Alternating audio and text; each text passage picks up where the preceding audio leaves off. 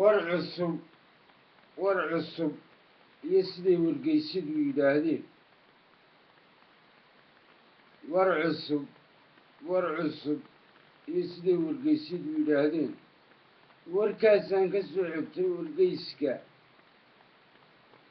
ma media la yidhaahdo balligubad media balligubadla media kaasoo sheegayay xukuumadda Siilaanyo oo ku wareejisay shirkadda Dahabshiil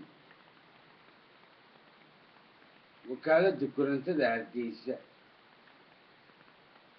dadyowgii iyo baabuley shacabkii reer Hargeysana badankood ka soo horjeestay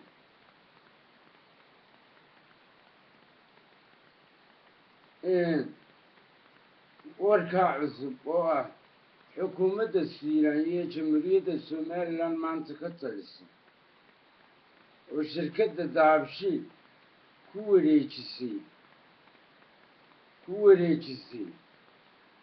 wakaaladii korontada Hargeysa iyo shacabkii magaalada Hargeysa oo aad badankood uga soo horjeestay waa wax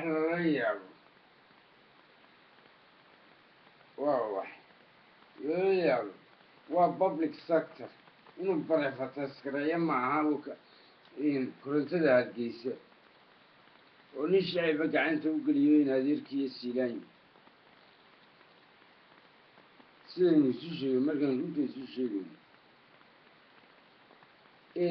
public sector waa xoolo dadweyne lagama iibin karo dee war maayaan waxeerkiina iyo shucuurtiina laakiin waxaan waa xoolo dadweyne adduunku waa isla mid maalin kasta UK marka wax la barefataskaraynaya company publica adduunka oo dhan baa ka hadla UK oo dhan baa ka hadashay iyo governmentigooda maahan wax layska iibiyo bare minister kuntu soo kaco iskama iibiyo company dhan UK marka waa yantarada inaga haysato xukuumadda Siilaanyo markaa dadweynuhu وعد جمال ضاع دورت السلامة والسلام عليكم كل بدي ما يقول أنا عنك سحكت باللي قبل الميديا